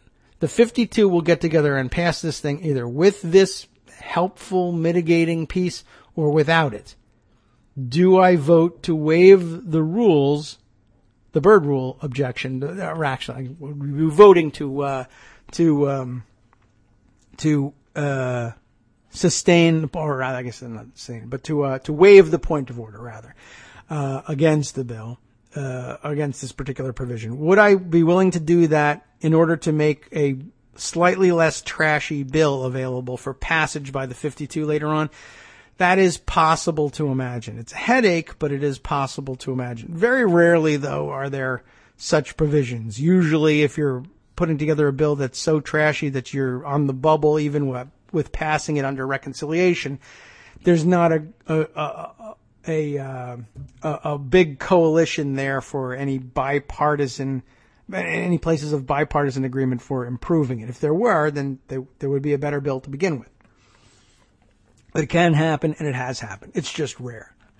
But does everybody get the mechanism there by which the Byrd rule plays itself out? Just to be technically accurate about it, bills submitted, goes through the Byrd bath. Parliamentarian's office says this part here doesn't cut the mustard under the Byrd rule. This would be extraneous material and would be what they're saying is it's subject to a point of order. If, when the bill comes to the floor, this doesn't excise it by itself, the Senate parliamentarian's ruling.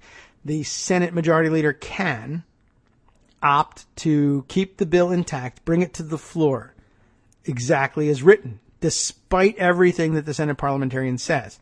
But when it gets there, should any objecting senator say, I raise a point of order either against the entire bill, depending on how integral this is, or this particular provision of the bill, I raise a point of order that it violates the Byrd rule. If all the rules are followed, at that point, the chair is obligated to say, the point of order basically is sustained. We have this ruling from the parliamentarian. The parliamentarian has handed me this paper that I am reading to you that says, yes, this provision of the bill is in violation of the Byrd rule and will be stricken from the bill. There is the opportunity there, though, for another senator to say, I move to waive the point of order against the bill under the Byrd rule, at which point, if they can gather 60 votes, they'll basically just do that. They waive the point of order. They table the point of order, I guess. Although I don't know. I don't know if I've watched the way the vote sets itself up. But the upshot of it is at that point, and here we have to gloss over the details for the moment. We could research this. It would be pretty easy to establish by looking at the congressional record exactly how it works. But if you can muster the 60 votes, then you say, all right, this provision that the parliamentarian said shouldn't be in there can now be in there because 60 of you say it's okay. Other than that, if not, if 59 people vote for the motion to waive the point of order, the parliamentarian's original position prevails and that portion is excised from the bill, or if the point of order is against the entire bill, then the entire bill fails. Anyway. So that's what's going on here, and that's how it plays itself out. It's not just because the parliamentarian says X that Y happens, though it sometimes plays out that way. Sometimes the parliamentarian says this won't work, and so the majority leader says, okay, I will bring a version of the bill to the floor that does not have that. Why waste the time? I can't get the 60, so we're just going to get that out of there. So that's possible too. The New York Times wrote up this piece about this situation over the weekend. Senate parliamentarian challenges key provisions of the health bill. Robert Pear and Thomas Kaplan put this together, and we may hold this one in abeyance in terms of reading all the way through it. But to give you a flavor for what's going on here, the Senate Republican bill to dismantle the Affordable Care Act encountered huge new problems on Friday night after the Senate parliamentarian challenged key provisions that are needed to win conservative votes and make the health bill workable. I don't think that's the case. Make it passable. Yes. Workable? No. The provisions appear to violate Senate rules, the parliamentarian said, giving Democrats grounds to challenge them as the Senate prepares for a battle next week, that will be now this week, over the future of the Affordable Care Act. One provision questioned by the parliamentarian, Elizabeth McDonough, and cherished by conservatives would cut off federal funds for Planned Parenthood for 1 year. Another would prohibit the use of federal subsidies to buy insurance that includes coverage for abortion. A third provision would penalize people who go without health insurance by requiring them to wait 6 months before their coverage could begin. Insurers would generally be required to impose the waiting period on people who lacked coverage for more than about 2 months in the prior year. If formally challenged, the provisions could survive only with 60 votes, a near impossibility in the partisan, narrowly divided Senate. The abortion-related provisions are important to many conservatives, not just in the Senate, but also in the House. I'll just pause there, or at least finish. I think I'll say, well, that'll be it for now. You can read the rest of the article for yourself that lists the provisions targeted by the parliamentarian's office, and it's an interesting, informative, and in some cases entertaining list. To be sure, it's going to change the nature of the bill. It's still a disaster, to be sure, because of course it sweeps away vast swaths of the Affordable Care Act and sabotages Medicare and Medicaid for the foreseeable future. But not all of the most egregious political points will be able to be made without the 60-vote waivers. Now, the next question is, as people were speculating over the weekend, what's the possibility that the truly craven Senate Republicans under the truly craven Mitch McConnell's leadership, quote-unquote leadership, say instead of trying to muster the 60 votes, suppose we instead overrule the parliamentarian. How would it work mechanically? The parliamentarian has already made her statement about what violates the Byrd rule. Could you engineer a vote to get around it? You could. You could. You shouldn't, but lots of things are shouldn'ts, and people do them anyway. How would you do it? It would go down pretty much the same way in the beginning. Parliamentarian says XYZ provision violates the Byrd rule, hands that over as a memo, but again, the memo is not self-executing. The Senate Majority Leader says, I'm bringing the bill as is to the floor anyway, knowing full well that Democrats should be expected, or anyone really, could be expected to make an objection, a point of order against the bill that it violates, or at least this provision violates the Byrd rule. And the evidence of that would be the now well-known parliamentarian's memo. And again, if the rules are followed even up to this point, the parliamentarian ends up handing the presiding officer a paper that says, hey, good point, that point of order. It is sustained, and this provision is stricken from the bill unless somebody wants to try to muster 60 votes to waive it. Anybody? No?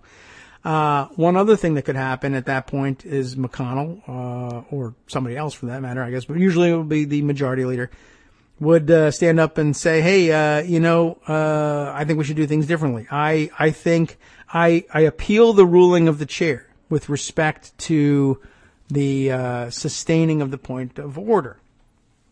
And at that point, the question would be, shall the chair's ruling stand as the judgment of the Senate that the parliamentarian was right, this does violate the Byrd rule and should be stricken from the bill unless you can muster 60 votes to waive the point of order. But in this case, we're talking about not waiving a point of order, but sustaining the ruling of a chair. And sustaining the ruling of the chair usually requires only a majority vote. Now, before we go too far with this, there are provisions in the Budget Act, the same sorts of provisions which insist very often that 60 votes will be necessary to waive a point of order. There are provisions, if I'm not mistaken, in the Budget Act which insist that similarly it may take 60 votes to sustain or reject the ruling of the chair in certain kinds of questions. I mean, it was a pretty well-designed piece of legislation. Byrd was pretty crafty about these things and saw that there could be ways around the normal protections for the minority. I mean, he had written one of them into the bill, that is to say, protection from the filibuster for reconciliation and for budget resolutions. But he also was aware that you could use other parliamentary maneuvers to get around things. But not all such points of order or all such questions on the validity of the ruling of the chair have those protections. And my recollection offhand is that a lot of the protections are for votes to overturn the ruling of the chair. I don't know whether it was to overturn the ruling of the chair. It was one or the other, but not both. It should have been both. In other words, it should take 60 votes to overturn the ruling of the chair, or if you are really just reverse engineering the thing to preserve the ruling of the chair. My recollection, or the logical sense of it is that it may be that overturning the ruling of the chair would require 60 votes, But if you can, and I think we've talked about this with Armando in the past, and maybe, I don't know whether we did it on the air or just on Twitter, but I think we must have done something about it on the air, that if you engineer the vote to be the opposite, in other words, I think that the Budget Act protections against simply using parliamentary maneuvering to overturn the ruling of the chair, to overcome the otherwise, the requirement that would otherwise insist on 60 votes to overturn the ruling of the chair or to waive a point of order against the bill. I think it was drafted in anticipation of the chair presenting the parliamentarians' ruling straight up and a majority simply rejecting it, but didn't appear to contemplate, although you could certainly argue, the spirit of the legislation. And it is important, as Armando keeps pointing out, that this is statutory and not a Senate rule, and therefore possibly subject to judicial review after all, instead of being simply a political question. But I think that the drafting seems on its face not to contemplate a presiding officer simply on a whim, essentially, reversing the recommended ruling from the parliamentarian. The parliamentarian would say, this violates the Byrd rule, and it's not really contemplated that the chair would simply say, this doesn't, in the opinion of the chair, it doesn't violate the Byrd rule. Or in the opinion of the chair, you don't need 60 votes to overturn the ruling of the chair.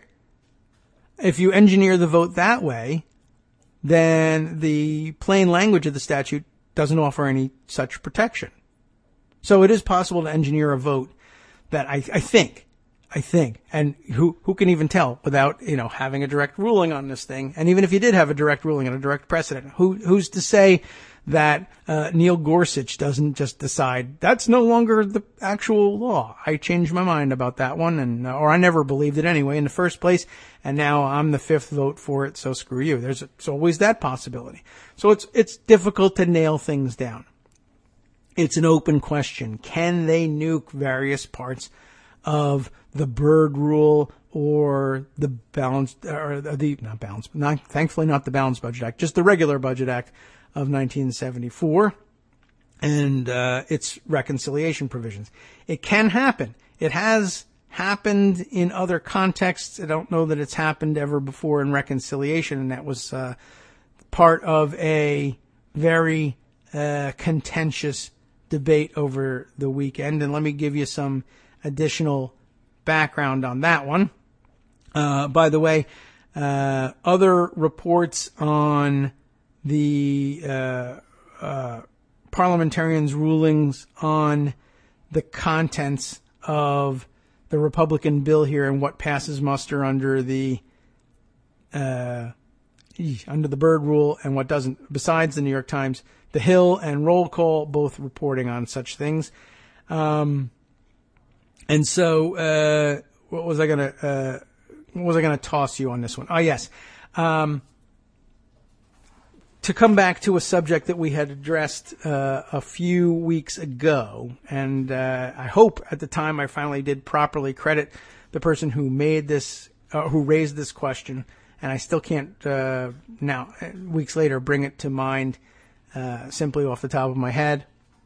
But a good question raised in this process about the use of the Rule 14 process in the Senate by McConnell to bring the House version of the health care bill directly to the floor and then eventually substitute for its text his drafted version, which is the one we've been discussing for the past couple of weeks.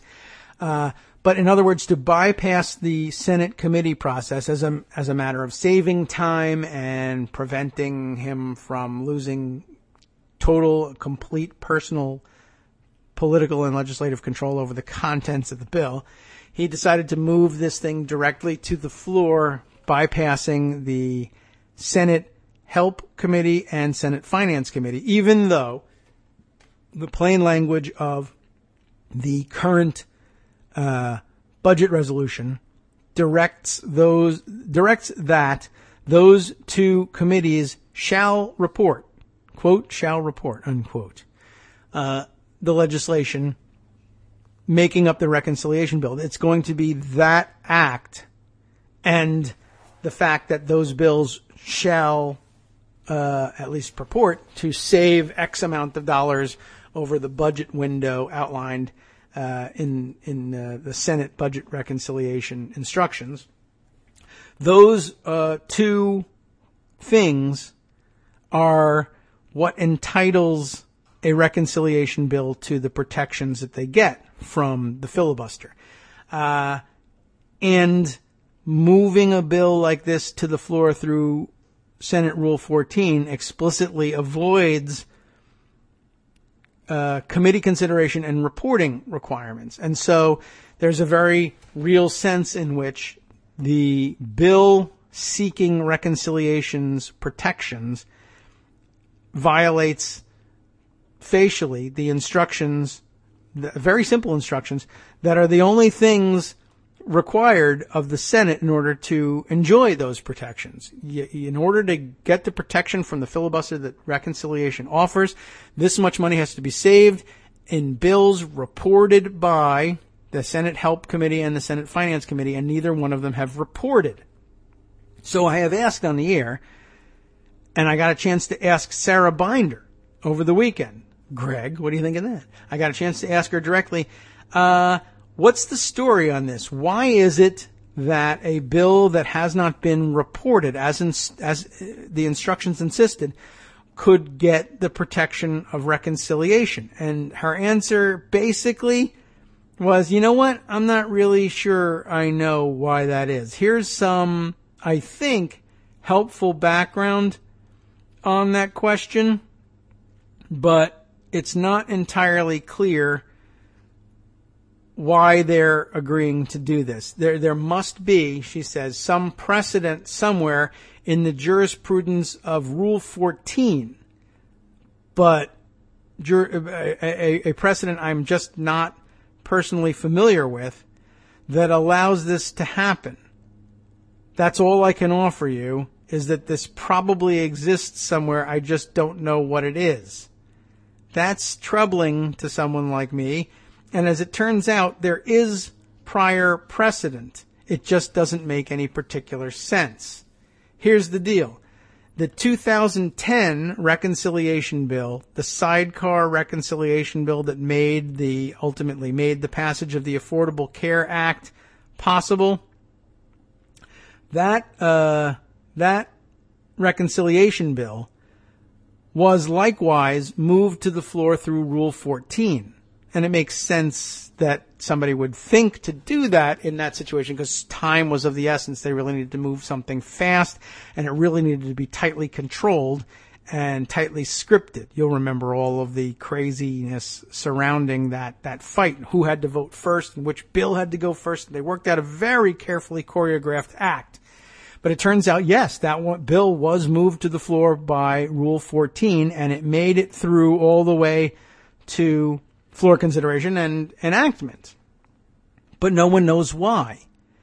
But that is the precedent for, as Sarah Binder put it, deeming the bill to have been reported by the relevant committees. What happened here is that the parliamentarian basically said, well, what I'll look at is the jurisdictional issues. If all of the issues included in the bill that you're moving to the floor by Rule 14 would properly fall within the jurisdiction of the two named committees, and there's no extraneous material that requires a third committee, then I will deem it to have been reported by the two committees. Now, that makes a certain amount of sense in terms of practicality, substance over form, but form's important here in the Senate. You're talking to the parliamentarian. The budget resolution says these things shall be reported by these committees, and they haven't been. You're going to deem them reported? Why? Well, it happened in 2010. Well, did it? It did, and it didn't. because that's the answer to everything in shows like this one, if there's any such thing as a show like this one. Here's the deal. In 2010, when they moved this bill to the floor by Rule 14 in the Senate, there was the same language available or present in the then current budget resolution that the bill shall be reported by the Senate committees and the House committees. And then it wasn't reported. And they said, okay, doesn't matter, but we don't know what the ruling was. We haven't seen that thing yet. At the time of consideration, Mitch McConnell raised at the opening of consideration, the opening really of the debate on the motion to proceed to the 2010 reconciliation bill. He said, I got a parliamentary inquiry for you. Is it the case that the current budget resolution insisted that any reconciliation bill being considered would have to be referred to these Senate committees and be reported by them? Answer from the chair, yes. And is it the case that these things were not reported by these committees? Answer, yes. And one more question. Is this, in fact, the first time in history that a reconciliation bill has been moved to the floor through Rule 14 and thereby bypassed the committees instructed in the budget resolution? Answer, yes. And then that's the end of the inquiry. That's it. McConnell doesn't make a point of order. Therefore, I have no choice here. I make a point of order that this bill is ineligible for consideration under reconciliation proceedings because it doesn't comply with the basic budget instructions. That objection is not made. Now, that may mean that he's already hashed this out with the parliamentarian's office, and the parliamentarian has told them, look, in no uncertain terms am I going to rule in your favor here. But I would have made that objection anyway, and I would have raised that point of order anyway, and I would have voted and I would have lost, but I would have voted on the record. McConnell doesn't do that. I don't know why. Still waiting to find out if there's any such thing as a memo from the parliamentarian's office to Reid's office on the 2010 reconciliation bill that explains why they'll deem it. All I know is that they do deem it. I don't know why. I don't know what the logic for deeming it is. So big parliamentary mystery there. Also, I want to add into this mix the fact that on the House side in 2010, and I'm running out of time here, but very quickly, on the House side in 2010, apparently, at some point, the Budget Committee has a special session, a special meeting, at which time they re-report the reconciliation bill and state in their report that the only reason they're issuing this report is so that they can be technically in compliance with the budget resolution of that year, which requires that the House committee make such a report. Now, what happens in the House doesn't affect what happens in the Senate, true, but the Senate was under the same obligation and simply skipped it. Even though the House had gone out of its way to very quickly, and it wouldn't have taken any time at all, produce a report that says, look, this is the required report. It has nothing else in it. We just reprinted the bill in here and said, we're only doing this because we're required to. Senate could have done the same thing, didn't. Parliamentarians said, okay, we don't know why. We don't know why. And now I guess the only fair thing to do is to say we simply don't know why now either, but we're going to allow the other side an opportunity to do this too.